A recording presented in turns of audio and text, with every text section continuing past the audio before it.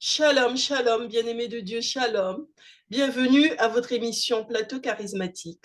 Ce soir, je reçois pour vous l'apôtre Samuel Kouassi qui vient encore nous parler de la prière pour l'évangélisation. Donc, nous allons prier pour vous préparer à l'évangélisation. Bonsoir, apôtre. Bonsoir, servant de Dieu, Rebecca Martin. Comment Comment allez-vous? allez-vous? Eh bien, écoutez, moi, ça va par la grâce de Dieu. Et vous-même? Oui, ça va. Dieu fait grâce.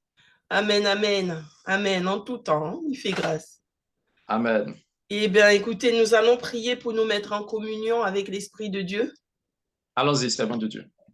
Père éternel et tout-puissant, je viens Seigneur, te nous te confier ce remercions et te rendons moment. grâce Je ce soir prie, pour ce éternel Dieu moment. de gloire, que tu mettes ta main Toi et pour les puissante bons et frères, glorieuse nous sur prions de chacun de nous. nous Viens bénir édifier nos encore, lèvres, pour nous Seigneur, pour ce ta moment. parole, Viens nous à la bénir, viens nous soumission de la remplir, parole, Seigneur. pour les Remplis-nous clés de de ta la puissance, parole, Seigneur. Remplis-nous de ton porter du onction fruit divine, Seigneur. dans le Père, cœur de je ton peuple, demanderai, éternel dans Dieu, le que cœur tous des tes enfants auditeurs, qui nous le écouteront ce cœur de tes soir serviteurs et soient de tes touchés, servantes. qu'ils Au nom reçoivent, puissant de Seigneur, Jésus-Christ quelque de chose de Nazareth, toi, qu'ils ta soient, parole, éternel Dieu, Seigneur, envoyés, papa, quand tu as produit dit, à allez, mener le allez peuple, par tout le à monde et répondre faites de toutes les à ton nations besoin, des ta disciples. mission. Seigneur, Dieu, touche les cœurs, touche célibataire, les vies, la éternel Dieu, gloire et de Dieu, envoie tes enfants. brillant, Envoie-les, les éternel Dieu de œuvres des gloire, ténèbres, par tout le monde, visibles, éternel. Manifeste-toi dans la brillant vie que de le chacun, pouvoir des éternel. ténèbres Et bénis-nous, soit chassé remplis-nous, et Seigneur. que ta Remplis-nous de ta parole, puissance. Seigneur, Bénis l'émission Plateau atteigne les cœurs, Charismatique. Et atteigne bénis, les vies, éternel Dieu, nos que ta appareils. parole Au nom touche de les vies, Jésus-Christ de transforme Nazareth, les vies pour la gloire j'élève de ton nom, pour prier. ta volonté, Seigneur, sur la terre. Au nom de Jésus, nous avons prié. Amen. Amen. Amen, amen. Alors, je disais que ce soir, nous sommes là pour la prière de l'évangélisation. Oui, c'est cela, servant de Dieu, que la grâce du Seigneur nous éclaire ce jour en cette émission. Nous allons parler d'évangélisation. Et l'évangélisation, c'est le but de l'évangélisation, c'est qu'il y ait des pécheurs qui se repentent, des pécheurs qui parviennent à la repentance. Et dans Luc chapitre 15, dans la parabole du drachme perdu, la brebis perdue, Jésus fait comprendre qu'il y a de la joie dans le ciel lorsque un pécheur se repent. Amen, Voilà, lorsque amen. les pécheurs se repentent. Donc, les pécheurs. Donc, le but de l'évangélisation, c'est d'amener les pécheurs à se repentir. Donc, les pécheurs qui sont séparés de Dieu, les pécheurs qui sont privés de la présence de Dieu, privés de la gloire de Dieu, privés du paradis, parce que les pécheurs qui ne se seront pas repentis n'auront pas accès au paradis, qui est le royaume de Dieu, qui est le royaume de Jésus-Christ. Dans Jean 18, verset 36, Jésus a fait comprendre ceci: mon royaume n'est pas de ce monde. Donc, le royaume de Dieu appartient à Jésus. Jésus est le propriétaire du royaume de Dieu. Et ceux qui doivent avoir accès au royaume de Dieu doivent avoir leur péché pardonné.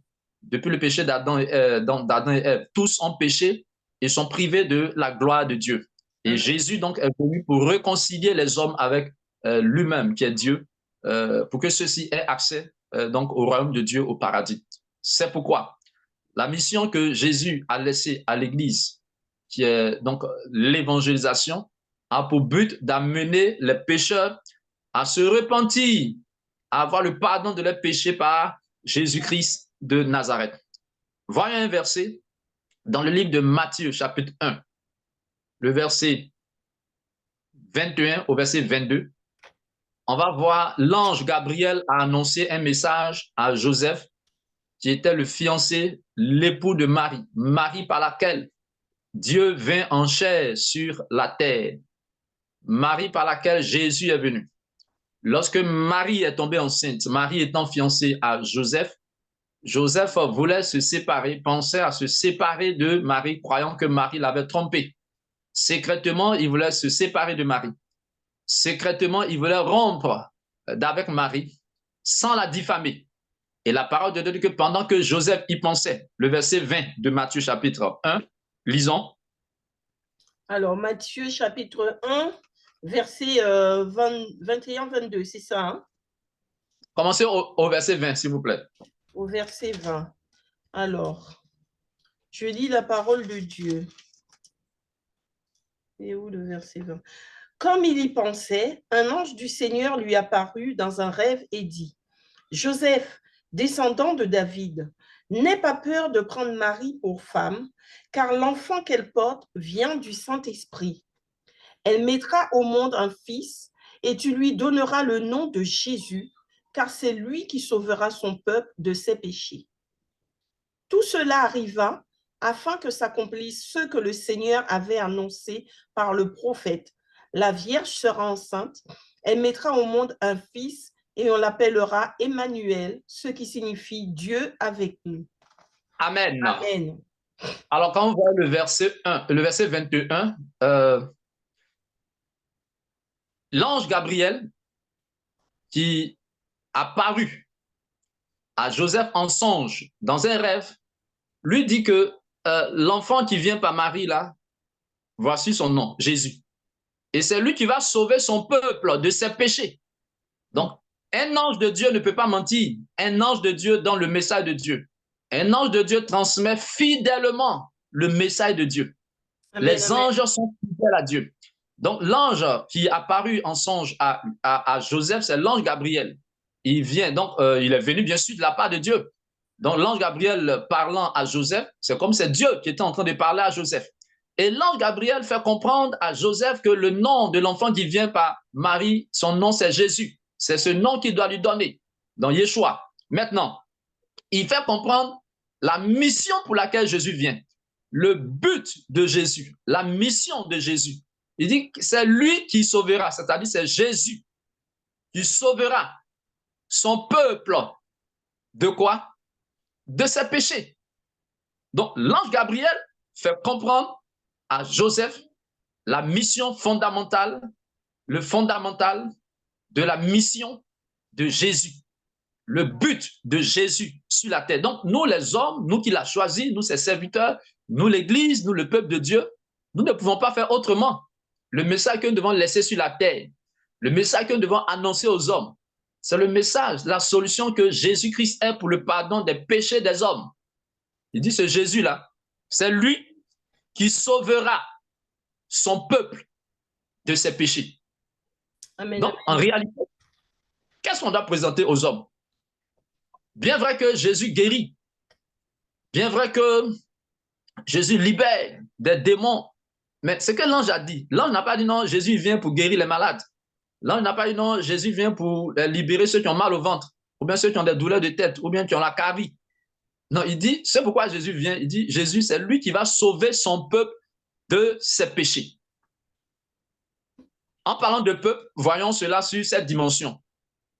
Le peuple de Dieu, le peuple de Jésus, donc il sauvera son peuple de ses péchés, il ne s'agit donc pas des Juifs seulement, non. Il ne s'agit donc pas donc du peuple d'Israël seulement, non. Mais tous ceux qui vont croire en Jésus font partie du peuple de Dieu. Donc, quand on dit, c'est lui qui va sauver son peuple de ses péchés, son peuple. Pour faire partie du peuple de Jésus, il faut accepter Jésus. Il faut croire en Jésus. Donc, quand on croit en Jésus, on croit en sa parole et qu'on l'accepte, on fait partie de son peuple. Et quand on fait partie de son peuple, nous avons le droit de recevoir le pardon de nos péchés, puisque c'est ce pourquoi Jésus-Christ est venu. Amen, amen. Et l'ange Gabriel a annoncé, a donné cette information à Joseph. Il dit, c'est pourquoi Jésus vient, pour pardonner, pour effacer les péchés de son peuple. Alléluia. Amen, amen. Alors, j'aurais une question. Allez-y, servant de Dieu. Oui, j'avais une question qui me venait tout à l'heure quand on priait. C'est que je me disais, vous avez dit, le but de l'évangélisation, c'est que des pécheurs se repentent. Alors, et que c'était la mission de l'Église. Donc, ma question, c'était, en fait, avant que vous ne parliez de la mission de l'Église, ma question, c'était que les pécheurs se repentent. Donc, ça devient l'affaire de tous? Ou est-ce que tout le monde est concerné par cette évangélisation, puisque pour que les pécheurs se repentent? Est-ce que c'est la responsabilité, en termes de responsabilité, est-ce que c'est la responsabilité de chacun Ou est-ce que nous sommes tous porteurs de cette responsabilité? Dans l'Église, nous sommes tous porteurs de cette responsabilité. Nous n'avons pas le choix, nous ne pouvons pas faire autrement si nous avons compris la mission de l'Église qui est d'évangéliser. Et cette mission est la même. C'est que des pécheurs se repentent. C'est que des pécheurs se repentent. Quelqu'un peut parler de la foi en Dieu, de l'amour en Dieu, mais si celui-ci n'a pas eu le pardon, la parole dit que quand la parole de Dieu, tous ont péché, donc le péché concerne tous les hommes. Tous ont péché. C'est-à-dire que tous ont été frappés par le péché. Tous ont péché, sont privés de la gloire de Dieu. Donc, il n'y a pas un autre message que nous devons prêcher. Non. Tout le monde a péché. Donc, Jésus vient pour faire quoi? Pour sauver les pécheurs. Donc, est-ce qu'il y a un autre message que nous allons donner? C'est vrai qu'on peut parler de l'amour, mais le message fondamental, c'est la repentance. Donc, c'est une responsabilité qui incombe tout le monde. C'est la responsabilité de tous dans l'Église, dans le corps du Christ. Parce que avant nous-mêmes, les prophètes ont donné le même message. Les prophètes ne se sont pas détournés de ce message. Appeler les hommes à la repentance. Appeler les hommes à la repentance. Jean-Baptiste, le prophète, on sait, dès qu'il a vu Jésus, il a dit, voici l'agneau de Dieu qui ôte le péché du monde. Donc, il montre aux hommes qui est celui-là qui est venu ôter le péché du monde. Je veux dire que c'est le même message de la repentance. C'est le même message, donc, de la repentance. Jean encore a dit ceci, il dit, préparez le chemin, donc, du Seigneur. Quand on lit dans Matthieu chapitre 3, on peut lire cela, Matthieu le chapitre 3, Matthieu chapitre 3. Matthieu chapitre 3, dans Jean, voilà, dans Jean chapitre 1, verset 29, Jean-Baptiste a parlé, le prophète. Il dit, voici l'agneau de Dieu qui ôte le péché du monde. Dans Matthieu chapitre 3, voyons précisément le verset 2. Commençons au verset 1 au verset 2. À cette époque-là, parut Jean-Baptiste qui prêchait dans le désert de Judée. Il disait, changez d'attitude, car le royaume des cieux est proche. Donc, changer, c'est la repentance. Ici, dans la version Louis II, il est mis ici, et Jean il disait, repentez-vous. Repentez-vous. Mais changez d'attitude. Repentez-vous. Donc, détournez-vous du péché pour vous tourner vers Dieu. Détournez-vous de la désobéissance à Dieu, tournez-vous vers Dieu pour obéir à Dieu, pour faire la volonté de Dieu. Donc, le péché, c'est la désobéissance à Dieu. C'est ce que Adam et Ève ont vécu. Donc, le diable, Satan, les a menés à désobéir à Dieu. Donc, ils ont péché. Donc, c'est ce message que le prophète Jean-Baptiste a donné. Et en vérité, tous les prophètes ont donné le même message. C'était la repentance. On va voir un autre. Jésus lui-même étant venu, il a parlé de cela. Voyons dans Matthieu chapitre 4. Matthieu chapitre 4, verset 17. Alors, mais avant cela, s'il vous plaît, avant cela, voyons le verset, le même chapitre 3 de Matthieu. Voyons le verset 6. Les hommes qui partaient vers Jean-Baptiste qui était dans le désert étaient pour quoi faire? Verset 6 de Matthieu chapitre 3. Alors, reconnaissant publiquement leurs péchés, ils se faisaient baptiser par lui dans les eaux du Jourdain. Voilà. Donc, Amen. Ils confessaient leurs péchés. Donc, le baptême de Jean-Baptiste était le baptême de la repentance. Voyons le verset 11. Qu'est-ce que Jean-Baptiste lui-même va dire encore? Moi, je vous baptise d'eau en vue de la repentance. Mais voilà, en vue de la repentance. Merci. Voilà, en vue de la repentance. Nous avons vu la parole de Dieu dit que dans Luc chapitre 25, dont le Seigneur dit, il a de la joie dans le ciel lorsque un pécheur fait quoi? Se repent. Se repent. Se repent. Donc la repentance, c'est le changement de vie. Se détourner de la vie de péché, de la vie pécheresse, pour se tourner vers la vie de sainteté. Mais ça, c'est possible avec Jésus. Avec Jésus qui pardonne nos péchés. Donc, c'est ce pourquoi Jésus est venu. Donc, ôter donc, le péché donc, du monde. Maintenant, voyons un autre passage dans le de, j'ai dit Matthieu chapitre 4, verset 17. Dès ce moment, Jésus commença à prêcher et à dire, changez d'attitude car le royaume des cieux est proche. Alors ici, c'est mis, repentez-vous. Donc Jésus disait, repentez-vous car le royaume des cieux est proche. Donc c'est le même message de la repentance, amener les hommes au pardon des péchés, pour un peu confirmer un peu ce que l'ange Gabriel a dit à Joseph, que Jésus là, c'est lui qui va sauver son peuple.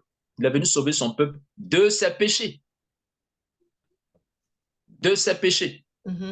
Alors, voyons Acte 10, verset 43. Où l'apôtre Pierre va dire que tous les prophètes ont donné le même message. On prêchait le message de la repentance. Acte 10, verset comment? Verset 43. Verset 43.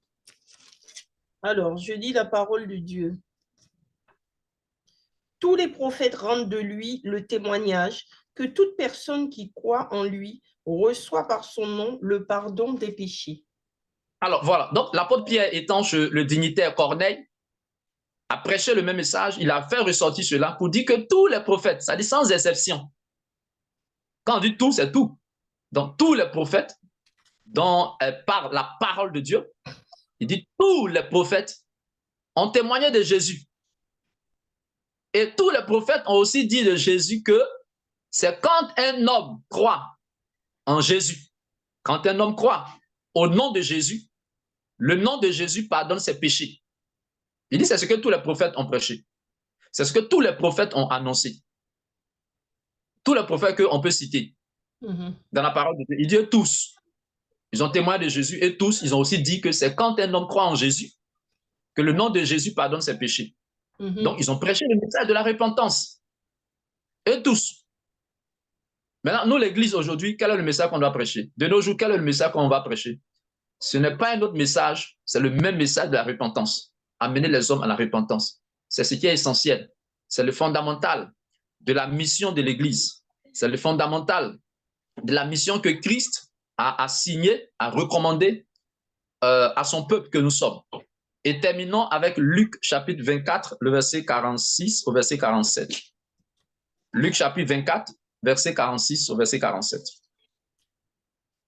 Alors, Luc 24, 46, 47. Je lis la parole de Dieu. Et il leur dit, ainsi il était écrit, et il fallait que cela arrive, que le Messie souffrirait et qu'il ressusciterait le troisième jour, et que la repentance et le pardon des péchés seraient prêchés en son nom à toutes les nations, à commencer par Jérusalem. Amen. Alléluia. Lorsque Jésus est mort, il est ressuscité et il fit 40 jours avec les disciples avant sa montée au ciel, avant son ascension. Et avant cette ascension, il a encore récapitulé des enseignements qu'il leur avait donnés avant sa mort. Donc, Jésus va le dire ici aux disciples, il va réitérer donc les enseignements, il va insister sur ces enseignements, surtout sur le message, la mission qu'il leur avait assignée, et dit, le fait que lui, Jésus, il est venu, en fait, cela a été déjà annoncé, cela a été écrit, que lui, Jésus, il allait venir, il allait mourir, et que 3 jours après sa mort, il allait ressusciter. Et à cause de cette action qu'il a accomplie, le message qui doit être prêché à tous les peuples, à toutes les nations, à commencer par Jérusalem, il dit c'est la repentance, le pardon des péchés, le pardon, la repentance et le pardon des péchés en lui, Jésus, son nom. C'est ce message qui doit être prêché à toutes les nations, à commencer par Jérusalem. Donc, à Jérusalem, c'est ce que tous les prophètes ont prêché. Dans les autres nations aujourd'hui, c'est la continuité, en fait. Cela doit être la continuité. Amen, amen. Le message de la repentance. Le message de la repentance. C'est ce qui doit être prêché à toutes les nations. Donc, il n'y a pas un autre message. Maintenant, quelqu'un qui va être guéri, ça, je vais dire que ce sont des bonus. Ça, c'est Dieu qui fait grâce. Quelqu'un qui est malade, qui est guéri, quand on prêche, mais on ne peut pas laisser le message de la repentance et puis parler seulement de la guérison, des miracles. Non. C'est que nous faisons fausse route. On doit prêcher la repentance. Si quelqu'un est malade, on prie pour lui au nom de Jésus. Si Dieu lui fait grâce, gloire à Dieu. Amen. Parce que ce qui est essentiel, quelqu'un, il peut mourir avec une maladie. Et des gens meurent avec des maladies. Des gens meurent avec des maladies, mais cela ne veut pas dire qu'ils ne seront pas sauvés. Des disciples du Seigneur meurent avec des maladies. Donc, il arrive que des disciples meurent. Donc, la maladie n'est pas une fin en soi. Je peux mourir étant malade, étant serviteur de Dieu. Mais j'ai servi le Seigneur, j'ai eu le pardon de mes péchés, c'est ce qui est essentiel. Amen, amen. La maladie ne sera pas avec moi dans le paradis. Un nouveau corps. un corps céleste. Je serai avec Dieu. Dans la paix de Dieu, dans le repos de Dieu, c'est ce qui est essentiel. Amen. Donc, on ne peut pas seulement se focaliser sur la maladie. Non, quelqu'un peut ne pas avoir de maladie dans son corps. OK, ça peut arriver. Et néanmoins, il n'a pas le pardon de ses péchés. C'est grave. Il va mourir, d'accord. Tu es mort sans maladie dans ton corps, sans avoir de maladie dans ton corps. OK, mais tu n'as pas eu le pardon de tes péchés. Donc, entre être guéri et avoir le pardon des péchés, qu'est-ce qui est plus important? C'est le pardon des péchés. Maintenant, Dieu, il fait aussi grâce. Quand nous lisons dans Matthieu chapitre 9, la parole de Dieu dit que Jésus, allant de ville en ville et de village en village, pour prêcher la bonne nouvelle du royaume de Dieu. Matthieu chapitre 9. Pendant qu'il prêchait, il y avait des guérisons. Ça, c'est lui Dieu qui voit, c'est lui qui fait grâce. Mais il présentait d'abord le message dans le message du royaume de Dieu. Matthieu chapitre 9, on peut lire cela, le verset 1 au verset 2. Alors, Matthieu chapitre 9, au verset 1 et... Verset 35, autant pour moi, verset 35. Matthieu chapitre 9, verset 35. Alors, je lis la parole de Dieu. Jésus parcourait toutes les villes et les villages. Il enseignait dans les synagogues, proclamait la bonne nouvelle du royaume et guérissait toute maladie et toute infirmité. Amen. Donc, il enseignait la bonne nouvelle du royaume de Dieu. Et la bonne nouvelle du royaume de Dieu, c'est le message de la repentance. Le message de la repentance, c'est la bonne nouvelle. C'est-à-dire que Dieu présente aux hommes la solution de se rapprocher, cette solution pour se rapprocher de Dieu, pour être réconcilié avec Dieu par le pardon des péchés à travers Jésus. C'est la bonne nouvelle qu'elle a. Parce que le péché avait séparé l'homme d'avec Dieu. Amen. Le péché a privé l'homme de la présence de Dieu. C'est cela la mauvaise nouvelle. Donc, la bonne nouvelle du royaume de Dieu. C'est-à-dire que la bonne nouvelle que Dieu a pour les hommes, c'est que les hommes peuvent avoir accès au paradis par Jésus en ayant le pardon de leurs péchés. Amen. En croyant en Jésus. C'est ce qui est appelé la bonne nouvelle du royaume de Dieu, le message de la repentance, la main tendue de Dieu, la solution de Dieu pour les hommes. Maintenant, la parole de Dieu dit, Jésus en enseignant cela, il y avait des guérisons qui se faisaient. Ça, c'est sa grâce. Mais il ne partait pas prêcher la guérison. Il ne partait pas dans le but de guérir. Il partait dans le but de prêcher la bonne nouvelle. Et cette bonne nouvelle qui est annoncée, cela aussi était accompagné de miracles, de guérisons physiques. Voilà, donc j'appelle cela des bonus. Donc, les bonus, on peut les accorder ou pas. Amen. Amen. Quand on les accorde, on dit gloire à Dieu. Quand ce n'est pas accordé, on ne peut pas se plaindre. Non, non, c'est des bonus. C'est lui qui fait grâce. Mais l'essentiel, c'est que les gens aient le pardon de leurs péchés en prêchant la bonne nouvelle, qui est le message de la repentance. Amen. Amen, amen, amen. Autre question? Bah, écoutez, moi, cette question de la responsabilité, ça m'a beaucoup interpellée, à savoir que, bon, c'est de la responsabilité de tous, mais concrètement, on voit que dans notre vécu, tout le monde ne se préoccupe pas du sort de tout le monde, alors que notre responsabilité, c'est de propager la bonne nouvelle, d'une part, afin d'amener chacun à la repentance, mais aussi c'est une préoccupation première qui devrait être dans nos préoccupations, à savoir que dans notre quotidien, nous sommes tous préoccupés par le travail. Il faut aller travailler, il faut gagner de l'argent, il faut payer ses factures, il faut s'occuper de ses enfants, s'occuper de son époux, son épouse, s'occuper de son entourage, de sa famille, de ses biens, mais s'occuper aussi du bien-être de l'autre, ça devrait aussi faire partie de nos préoccupations principales, à savoir que si, par exemple, demain, mon voisin, il décède alors que c'est un voisin que je voyais, que je croisais régulièrement, à qui je disais bonjour, mais je ne lui ai jamais parlé de Christ, de Jésus, de lui dire qui est Jésus, eh bien, c'est en quelque sorte, je suis responsable quand même du fait qu'il n'aille pas au ciel si toutefois il décède. Oui, servant de Dieu, c'est une grande responsabilité. Hein? C'est une grande responsabilité. Et il y a un exemple dans le livre de Ézéchiel, je crois bien, Ézéchiel le chapitre 3. Ézéchiel chapitre 3 ou Ézéchiel chapitre 3. Ézéchiel le chapitre 3 à partir du verset 18, je crois bien, où le Seigneur fait comprendre. Ézéchiel chapitre 3, Oui. verset 18. Vous pouvez lire. Ézéchiel chapitre 3, verset comment? Verset 18.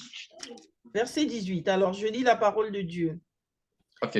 Quand je dirai au méchant, tu vas mourir, c'est certain. Si tu ne l'avertis pas, si tu ne parles pas pour avertir le méchant, afin qu'il renonce à sa mauvaise conduite et reste en vie, ce méchant mourra à cause de sa faute. Mais je te réclamerai son sang. Amen. Donc, Amen. on peut s'arrêter là déjà. Donc, en fait, ouais, c'est une responsabilité. Donc, Dieu nous amène à prêcher pour que les gens soient sauvés. Oui. Et dans Marc chapitre 16, verset 15, la parole de Dieu dit ceci. Jésus disait, allez et prêchez la bonne nouvelle à toute la création. Celui qui croira et se fera baptiser sera sauvé. Ça voudrait dire qu'il y a une condamnation qui ne dit pas son nom. Donc, il faut prêcher pour que ceux à qui Dieu ouvrira l'esprit, l'intelligence pour comprendre, ils vont croire, soient sauvés. Amen, amen. S'il faut être sauvé, ça veut dire qu'il y a un danger. Ceux qui vont croire en la bonne nouvelle, ceux qui vont croire au message de la repentance, ceux qui vont croire au pardon des péchés des hommes par Jésus, en croyant en Jésus, ils seront sauvés. Sauvés du danger, danger de l'enfer, la punition de l'enfer, le châtiment de l'enfer, le lieu du tourment. Donc, effectivement, c'est une responsabilité. Si Dieu nous dit de faire cela que nous ne faisons pas dans l'Église, vraiment, c'est dommage. Et ici, Dieu parle par le prophète Ézéchiel pour dire, quand il nous envoie et qu'on ne va pas, si des gens meurent dans leur péché, c'est à nous qu'il va redemander leur sang. Pour dire que c'est une responsabilité, c'est notre responsabilité, c'est notre tâche, c'est notre devoir à tous. Amen. Amen. Amen, amen. Amen. Nous allons donc prier s'il n'y a pas de questions. Oui, on va prier. OK. Disons ensemble merci au Seigneur, rendons-lui grâce. Seigneur, nous te disons merci, nous te célébrons pour ce temps de partage de ta parole. Nous te rendons grâce parce que tu nous ramènes sur ta parole. Tu nous ramènes à ta parole, à la mission de l'Église qui est d'évangéliser et dans l'évangélisation, annoncer le message de la repentance, la solution que toi, Jésus, tu es pour pardonner les péchés des hommes. Et l'ange Gabriel a dit à Joseph en songe, Joseph, l'époux de Marie, il a dit, l'enfant qui vient là, son nom c'est Jésus. Et ce Jésus, c'est lui qui sauvera son peuple de ses péchés. Seigneur, tu es venu sauver les hommes de leurs péchés. Et c'est cette solution que l'Église, nous devons présenter aux hommes, que nous devons présenter à l'humanité. C'est cette solution que nous devons présenter au peuple. C'est cette solution que nous devons présenter, Seigneur, aux nations. C'est cette solution que tu es, que nous devons présenter à toutes les langues, à toutes les tribus.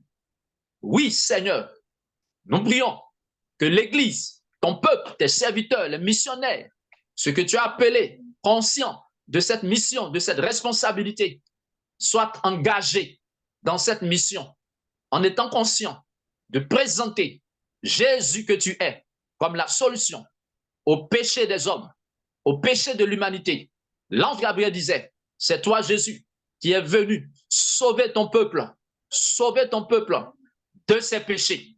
Nous prions Seigneur que le message ainsi prêché, que ton peuple s'accroisse, que tu ajoutes à l'Église le nombre de personnes sauvées en pardonnant le péché, en enlevant le péché, en effaçant le péché, en le réconciliant avec toi. Dans le nom de Jésus, engage l'Église dans cette voie, engage l'Église dans cette perspective, au nom de Jésus, et que les pécheurs se répandent par le message de l'Évangile, que les pécheurs soient touchés, que les pécheurs soient appelés à la repentance, au nom de Jésus, au nom de Jésus, que l'onction de la repentance accompagne le message, au nom de Jésus, Merci Seigneur, que toute la gloire te revienne, que ton nom soit célébré, que ton nom soit loué, que la puissance du péché, c'est-à-dire la puissance de Satan, soit vaincue sur la vie des peuples, sur la vie des nations, sur la vie des langues, des races et des tribus vers lesquelles tu envoies ton peuple, tes serviteurs, annoncer ta parole dans les rues, Seigneur, à quelque endroit que ce soit, que l'onction de la repentance, oh, la puissance de la repentance envahisse les cœurs pour les amener à la repentance, pour ouvrir les yeux sur ton identité, Jésus. Toi qui sauves des péchés, toi qui pardonnes les péchés, toi qui réconcilies avec Dieu, au nom de Jésus, qu'il en soit ainsi, que ce ne soit pas des discours persuasifs, Seigneur, de la sagesse humaine, mais des discours, un évangile, Seigneur, qui s'appuie sur la puissance de la repentance, la prédication de la croix, que toute la gloire te revienne, que ton nom soit célébré, que des vies soient sauvées, les âmes soient arrachées à Satan, les vies soient arrachées à Satan pour leur repentance, à la gloire du royaume de Dieu, au nom de Jésus. Merci d'équiper tes serviteurs, merci d'équiper l'Église, merci d'équiper tes servantes et tes serviteurs pour cette mission noble, pour cette œuvre noble, pour la gloire du royaume, au nom de Jésus-Christ. Nous avons prié et que tu permettes que ceux qui sont malades soient guéris par ta grâce, soient guéris par ta grâce, sois guéri par ta grâce. Au nom de Jésus, nous avons prié. Amen. Amen, amen. Au nom de Jésus. Amen. Avons-nous encore quelques minutes? Nous avons encore 8 minutes. 8 minutes. OK, alléluia. Nous allons continuer donc de prier que le Seigneur équipe tous ceux qui regardent cette émission, que le Seigneur les éclaire. Alors qu'ils écoutent, que le Seigneur ouvre leur intelligence, que le Seigneur ouvre leur compréhension sur ces réalités, sur ces vérités de la mission de l'Église dans le monde. N'est-ce pas pour cela, le Seigneur a dit que vous êtes la lumière du monde. Vous êtes la lumière du monde. C'est à vous d'éclairer le monde. Et cet éclairage, c'est par la parole de Dieu, en expliquant la parole, pour que les gens comprennent qui est Dieu, qu'est-ce que Dieu est venu faire, qui est Jésus, qu'est-ce que Jésus est venu faire, qu'est-ce que Jésus lui veut faire à travers son peuple qu'il a choisi, donc à travers l'Église. Et c'est ce pourquoi Jésus a épousé l'Église, que l'Église est l'épouse de Christ. Donc Christ est l'époux de l'Église. Et donc l'épouse doit se soumettre, l'épouse doit obéir à la mission de l'époux. C'est cela. Prions donc que les uns et les autres aient un esprit d'ouverture par l'Esprit de Dieu sur ces vérités de la mission de l'Église. Au nom de Jésus. Seigneur, nous te rendons grâce. Nous te bénissons. Tu dis dans 2 Corinthiens chapitre 5, le verset 18, tu le dis que toute personne qui est en Christ, qui fait que les choses sont devenues nouvelles et toutes choses, les choses anciennes sont passées, toutes choses devenues nouvelles. Tu dis, cela vient de toi, Dieu, qui a réconcilié, qui nous a réconciliés, nous, dans l'Église. Tu nous as réconciliés avec Dieu. Tu nous as réconciliés avec toi, qui est Dieu. Et tu nous as donné le ministère de la réconciliation. Tu as donné à l'Église, à ton peuple, de réconcilier les hommes avec toi. Qui parle de réconciliation parle de litige. Il faut régler un palabre. En fait, le palabre du péché. Le litige du péché entre toi et les hommes. Et toi, Jésus, en tant que l'agneau qui ôte le péché du monde, tu es venu pour pardonner les péchés des hommes qui croient en toi, afin de le réconcilier avec Dieu. Je prie donc, Seigneur, que tu donnes à l'Église d'avoir l'intelligence ouverte sur cette vérité, qui est d'annoncer le message de la repentance, le message de la repentance. Et tu le dis, Seigneur, dans Luc chapitre 24, le verset 47, que le fait que toi, tu sois venu et que tu sois mort, ressuscité 3 jours après ta mort, que le message que tu dois prêcher, c'est le message de la repentance, non pas le message de la guérison, le message de la repentance, le message du pardon des péchés, en ton nom, Jésus, dans toutes les nations, dans tous les pays, dans tous les campements, dans tous les villages, dans toutes les villes, dans tous les départements, dans toutes les régions, de chaque continent, de chaque pays, de chaque nation. que le message de la repentance, que le message du pardon des péchés soit annoncé, soit présenté, soit publié, soit proclamé. Oui, pour le pardon des péchés, par ton nom Jésus. Et c'est ce message qui a commencé à Jérusalem par tes disciples, par les apôtres. Et c'est ce message que tu dois continuer. Nous ne devons pas déplacer la bonne, oui, des pères, les bonnes anciennes ne doivent pas être déplacées. Le message de la repentance ne doit pas être déplacé. Le message de la repentance doit continuer à être prêché par nous, l'Église, par nous, ton peuple, pour le salut des nations. Qu'il en soit ainsi. Je détruis toute œuvre de distraction. Je détruis toute œuvre de déviation, de séduction. C'est là encore, oui, l'œuvre du diable. Dieu avait donné une direction à Adam et le diable vient donner une autre direction. Le diable vient donner une déviation en amenant l'homme à manger de l'arbre de la connaissance du bien et du mal, alors que Dieu avait interdit à l'homme de le faire. Tu recommandes à l'Église de prêcher le message de la repentance et le diable interviendra, agira pour amener, oui, le peuple à prêcher, à présenter autre chose. Je prie, Seigneur, que cette séduction, oui, Seigneur, libère ton peuple, libère les missionnaires, libère ton peuple dans le nom de Jésus-Christ de Nazareth. Je détruis la séduction du diable. Je détruis la séduction de Satan par le nom de Jésus. Merci, mon Dieu, pour le message de la repentance en vue du salut des pécheurs, en vue de la repentance des pécheurs pour la joie du ciel, pour la joie du royaume de Dieu, pour la joie, de notre Père. Merci, Seigneur, que toute la gloire et l'honneur te soient rendus au nom puissant de Jésus-Christ de Nazareth. Nous avons prié et nous disons Amen. Amen, amen, amen. Eh bien, écoutez, apôtre, très belle prière, très puissante prière.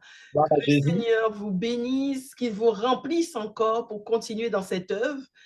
Et Amen. que surtout le Seigneur bénisse le plateau charismatique parce que, comme je vous l'ai dit en off, nous avons atteint plus de 1000 téléspectateurs en rien de temps sur Facebook. Donc vraiment, je voudrais dire merci à Dieu, merci au Seigneur pour tous ces âmes qui ont été touchées et merci à vous aussi téléspectateurs de nous suivre, de nous écouter, de prier avec nous. Je vous invite aussi à faire connaître l'émission Plateau Charismatique sur Facebook et sur YouTube et de faire passer les émissions. Priez avec nous et vous verrez la gloire de Dieu. Priez avec nous parce que le Seigneur demande la prière, n'est-ce pas, apôtre? Le Seigneur nous demande de prier parce que c'est le pont qui existe entre Dieu et nous. C'est ainsi. Effectivement. Exactement, c'est ainsi que nous pouvons aller vers Dieu par la prière. Alors, je ne sais pas si vous avez autre chose à dire avant de conclure. Oui, c'est cela, servant de Dieu, et donc c'est la prière pour que nous soyons tous engagés. Dieu nous aide à entrer et à travers dans la moisson, comme le dit dans Matthieu, chapitre 9, le verset 38. Priez donc le maître de la moisson d'envoyer des ouvriers dans sa moisson. Donc que le Seigneur nous aide. C'est la prière qu'il faut pour que le Seigneur fasse entrer les hommes dans sa moisson, dans l'évangélisation, pour le salut des âmes, la repentance des pécheurs. Amen, amen. Amen. Eh bien, je vous dis à très, très bientôt et surtout, apôtre, restez bénis. À très bientôt. Amen. Soyez bénis également. Amen.